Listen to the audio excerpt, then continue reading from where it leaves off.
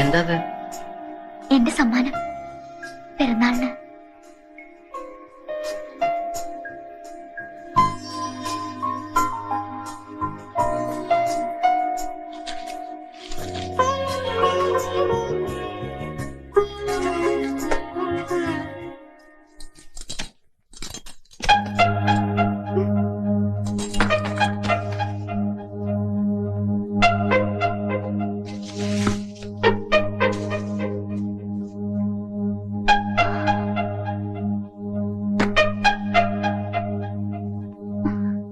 ഓഹോ, വിചാരിച്ച പോലെയല്ല, ബുദ്ധിയുണ്ട്.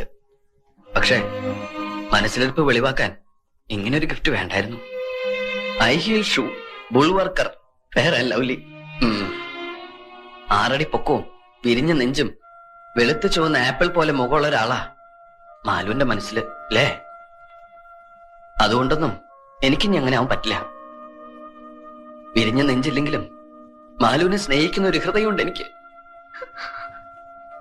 മുഖം പോലും നോക്കാതെ നിന്റെ കഴുത്ത് താലി കെട്ടിയ എനിക്ക് തന്നെ കിട്ടണം.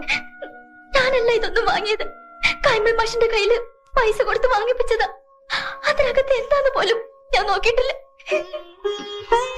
അയ്യേ, എന്താ ഇത്? കരയാ?